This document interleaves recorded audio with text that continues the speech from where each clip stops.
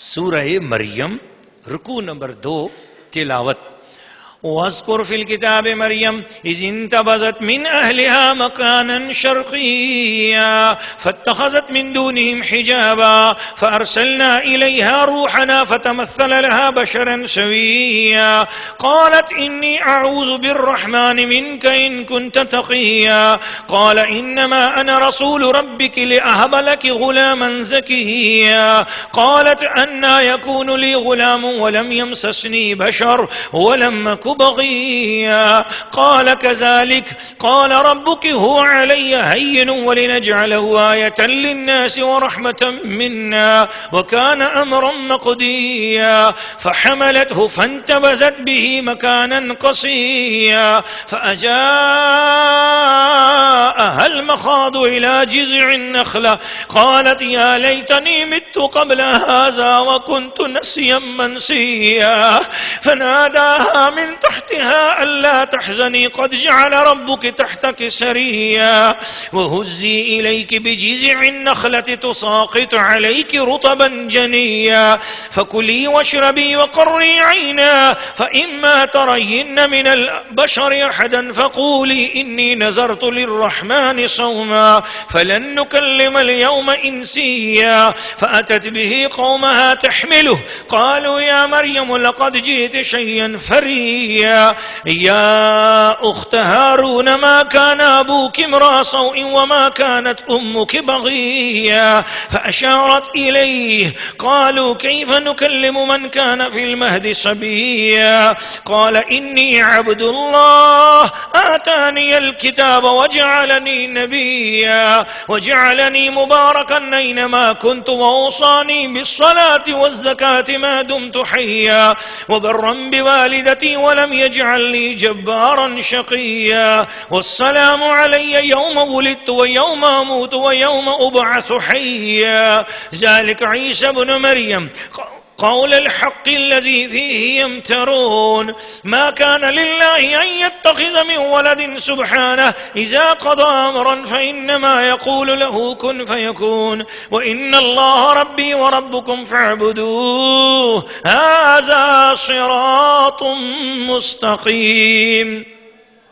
فاختلف الأحزاب من بينهم فويل للذين كفروا من مشهد يوم عظيم أسمع بهم وابصر يوم يأتوننا لكن الظالمون اليوم في ضلال مبين وأنذرهم يوم الحسرة إذ قضي الأمر وهم في غفلة وهم لا يؤمنون إنا نحن نرث الأرض ومن عليها وإلينا يرجعون.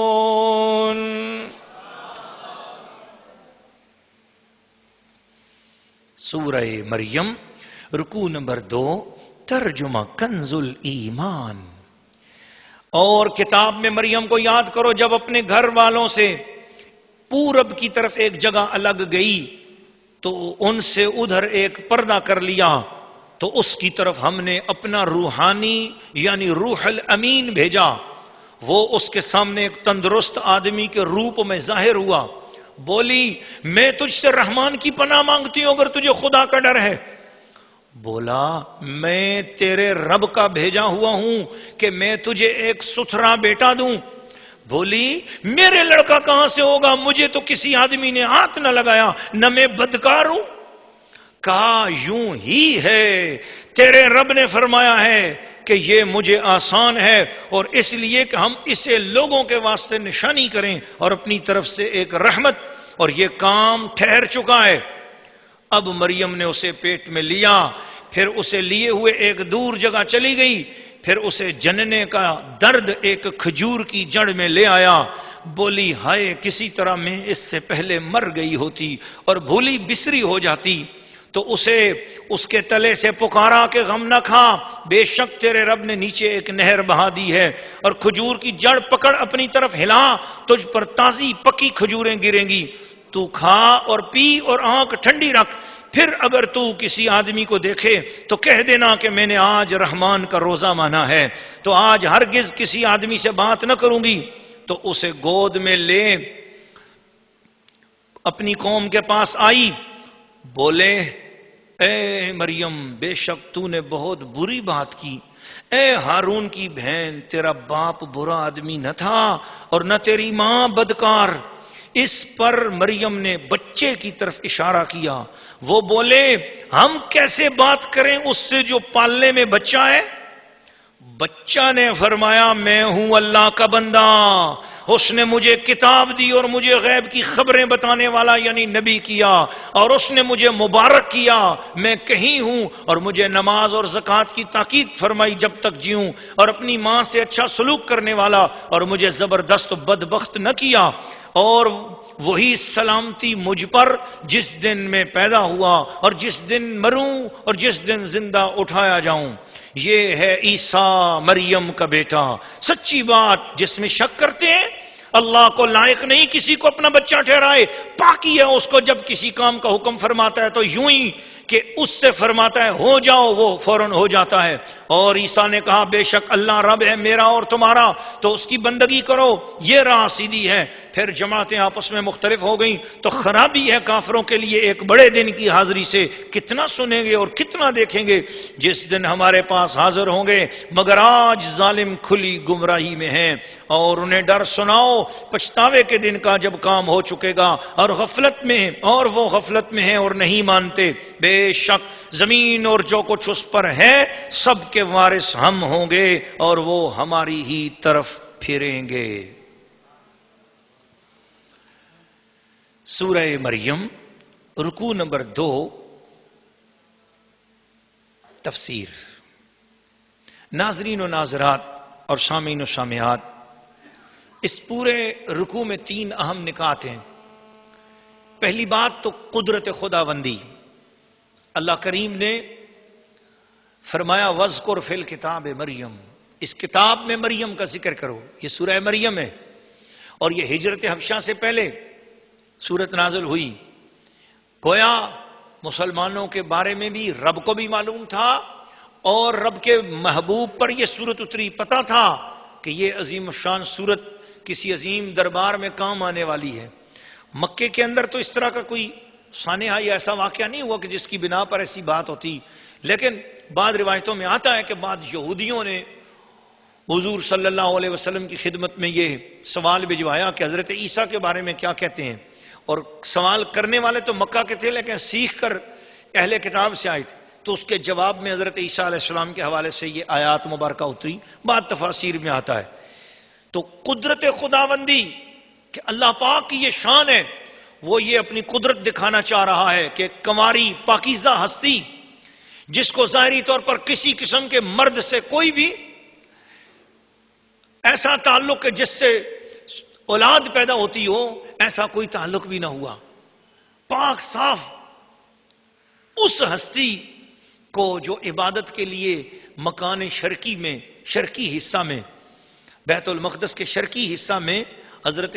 زکریا علیہ السلام نے ان کے لیے حجرہ بنایا ہوا تھا، وہ اس حجرے میں بیٹھی ہوئی تھیں، عبادت کرتی تھیں، اور وہاں سوائے حضرت زکریا علیہ السلام کے جن کا آپ کو بتایا جا چکا ہے کہ وہ خود 100 سال کے بوڑھے، 90 سال کے بوڑھے، وہ صرف جاتے تھے اپنی اس اہلیہ کی سگی بھانجی کے پاس، تو ان کو جا کر خیال رکھتے تھے۔ بیٹی تھی حضرت مریم علیہ السلام، جو حضرت مریم علیہ السلام حضرت زکریا علیہ السلام کی لے پالک بیٹی تھی، تو سوائے ان کی اور کوئی جاتا ہی نہیں تھا۔ اس تنہا حجرے میں آپ عبادت کر رہی تھیں، فَأَرْسَلْنَا إِلَيْهَا رُوحَنَا، اللہ فرماتا ہے ہم نے وہاں پر بھیجا روح الامین کو، حضرت جبریل علیہ السلام کو، فَتَمَثَّلَ لَهَا بَشَرًا سَوِيًّا، وہ بشر سوی بن کر وہاں پر پہنچے، ایک بالکل نوجوان خوبصورت آدمی کی شکل میں بن کر پہنچے۔ امتحان تھا حضرت مریم کی پاکیزگی کا کہ دیکھو، ایک تو ہم کہہ رہے ہیں کہ حضرت مریم بڑی پاکیزہ ہیں، اور دوسرا امتحان دیکھ لو کہ این اس تنہائی میں نہایت خوبصورت اور جوان مرد کی صورت میں ہم نے فرشتے کو بھیجا کہ بتائیں کہ مریم کتنی پاک ہستی ہے، کہ جو ہی وہ مرد کو دیکھا قالت انی اعوذ بالرحمن منک ان کنت تقیا، اور بندے اگر تو خدا کا ڈر رکھتا ہے تو میں خدا کی پناہ چاہتی ہوں، تو اس سے جلا جا یہاں سے، تجھے پتا نہیں ہے کہ یہ باپردہ جگہ ہے اور یہاں پر نہیں آنا چاہیے، کیوں آیا یہاں پہ، چلا جا یہاں سے۔ جب یہ کہا چلا جا یہاں سے، غصے کا اظہار کیا کیوں آ گیا ہے؟ میں اللہ کی پناہ مانگتی ہوں، چل نکل یہاں سے۔ تو یہ ان کی طبیعت کا طبی حیا، فطری حیا، ان کے شرم، ان کی پاکیزگی، ان کی عصمت، ان کی غیرت، ان کی پاکیزگی کا بیان اللہ قرآن میں کر رہا ہے کہ دیکھو ہم نے فرشتے کو بھی وہاں پر بھیج کر امتحان لیا، مریم اس امتحان میں بھی کامیاب ہو گئی۔ تو فرشتہ بشر کی صورت میں آیا تو فرشتہ ہی رہتا ہے نا، فرشتہ تو انسانی لوازمات سے پاک ہے نا، اس کے اندر تو نہ کھانا ہوتا ہے نہ پینا۔ جیسے حضرت ابراہیم علیہ السلام کے پاس فرشتے آئے، اور وہ میں نے آپ کو سنایا ہے، حضرت لوط علیہ السلام کے پاس فرشتے آئے تو فرشتے انسانی صورت میں آئے اور وہ بچڑا بھون کر ان کے لیے لے آئے حضرت ابراہیم علیہ السلام، اور کہا کھاؤ، تو انہوں نے کہا کہ نہیں ہم نہیں کھاتے۔ تو پتہ چلا فرشتے انسانی صورت میں بھی آ جائیں تو انسانوں جیسے کام، صرف وہ صورت میں انسان لگتے ہیں لیکن انسانی خواہشات یا انسانی جو معاملات ہوتے ہیں وہ ان سے پاک ہوتے ہیں، پھر بھی تو وہ شہوت سے پاک ہوتے ہیں، وہ انسانی ان معاملات سے پاک ہوتے ہیں۔ اس لیے اگر بشری صورت میں حضرت جبریل علیہ السلام کو نازل بھی کیا تو فرشتے ایسی تمام امور سے پاک ہوتے ہیں جس سے انسانی صورت میں جو مرد کے اندر جو صورتیں ہوتی ہیں وہ ایسی تمام شہوتوں سے یا صحبت یا ہم بستری کرنے والے معاملے سے فرشتے بھی پاک ہوتے ہیں۔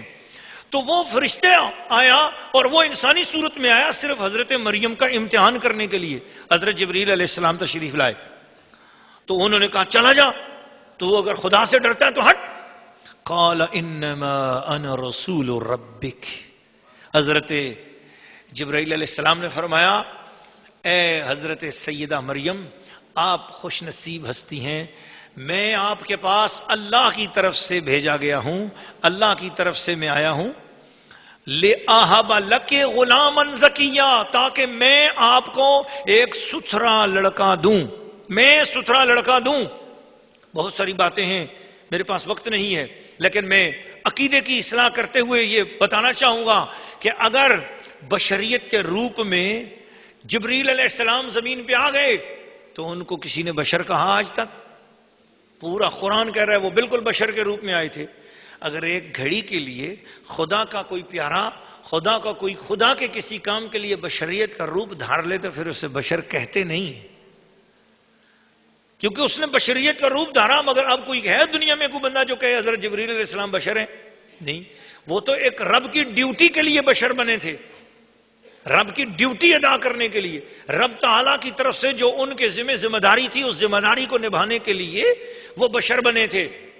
مگر حقیقتاً وہ بشر نہیں تھے۔ اسی طرح انبیاء کرام کی جو حقیقت مبارکہ ہے وہ اللہ بہتر جانتا ہے، وہ اللہ تعالیٰ کے نبی ہوتے ہیں، حقیقتاً وہ نبی ہوتے ہیں، مگر انہیں بشریت کا روپ دیا جاتا ہے، وہ بشریت کے روپ میں آ کر رہتے ہیں تاکہ انسانوں کو ان کا دین سکھائیں، انسانوں کو رب سے ملائیں، انسانوں کو توحید سکھائیں، انسانوں کو شرک سے بچائیں۔ مگر ان کو بشر کے روپ میں دیکھ کر اپنے جیسا بشر سمجھنے والا سخت گمراہ اور بے ادب ہے اور گستاخ ہے۔ وہ کسی انسان جیسے بشر نہیں ہوتے، بلکہ وہ سب سے اعلیٰ بشر ہوتے ہیں، سید البشر ہوتے ہیں، افضل البشر ہوتے ہیں۔ اس وقت آپ نے فرمایا لِأَهَبَ لَكِ غُلَامًا زَكِيًّا، میں تمہیں ستھرا لڑکا دوں۔ اب لڑکا دینے والا کون؟ اللہ۔ بیٹا پیدا کرنے والا کون؟ اولاد دینے والا کون؟ اللہ۔ لیکن حضرت جبرائیل علیہ السلام حضرت مریم کو فرما رہے ہیں میں تجھے دوں ستھرا لڑکا۔ تو اس کا مطلب یہ ہے کہ کبھی اللہ کی طرف سے آیا ہوا بندہ اگر کسی فعل کی نسبت اپنی طرف کرے تو اس کا مطلب یہ نہیں ہے کہ وہ خدا ہو گئے ہیں، اس کا یہ مطلب نہیں ہے کہ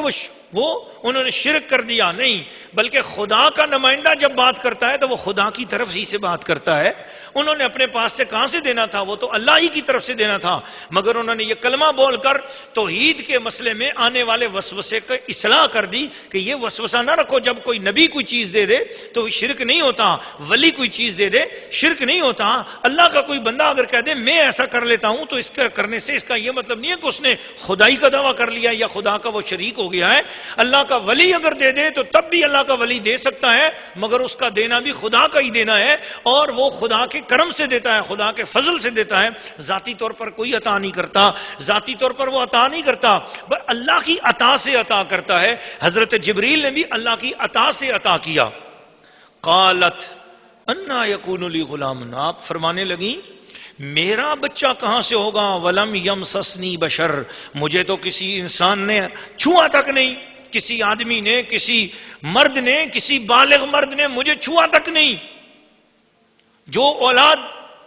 پیدا ہونے کا سلسلہ ہوتا ہے اس طریقے سے ایسا کوئی سلسلہ ہی میرا نہیں ہوا۔ میرا خدا کے بچے ہوتے، خدا کے بیٹے ہوتے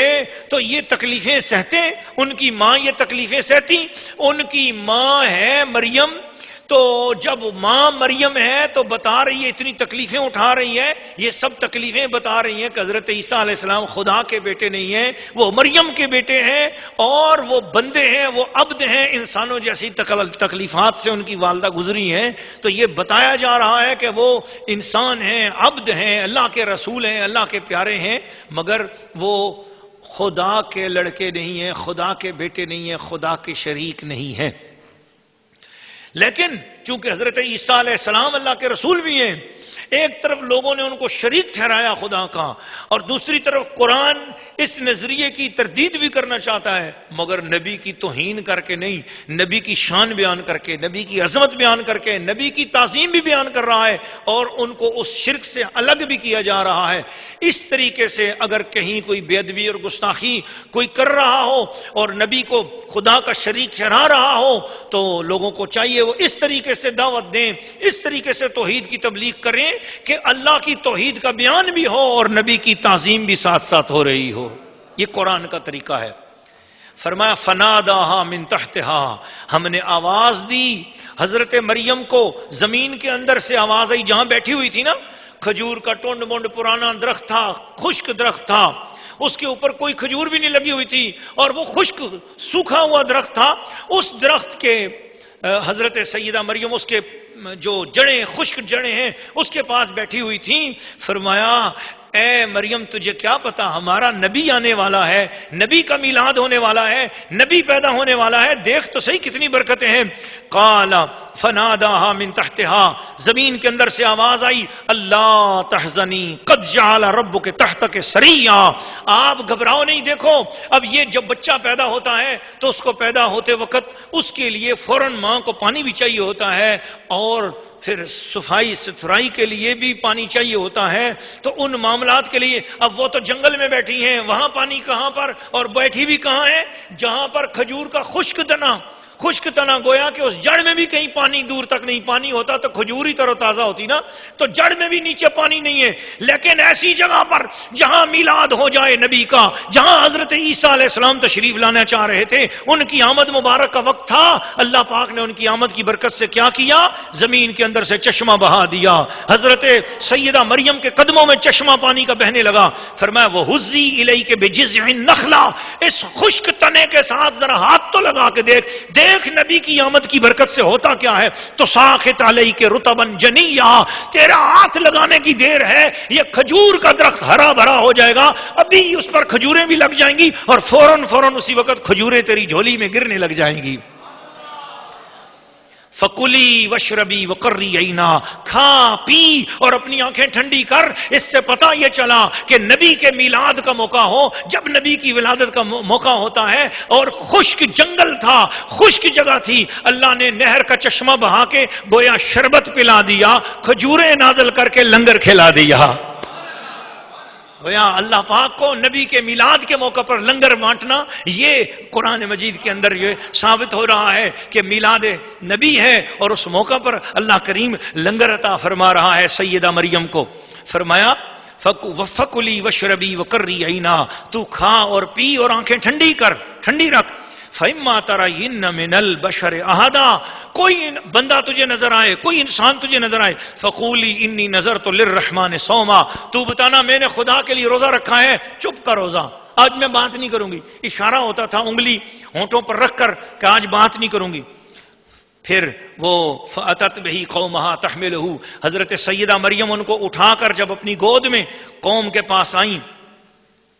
قالوا، ایک نے دوسرے کو، دوسرے نے تیسرے کو، تیسرے نے چوتھے کو، بابا جی بوڑھے سب، اوپر نیچے چھوٹے بڑے سب جمع ہو گئے۔ یا مریم، او مریم، لقد جئت شیئا فریا، یہ تو بہت ہی بری بات ہو گئی،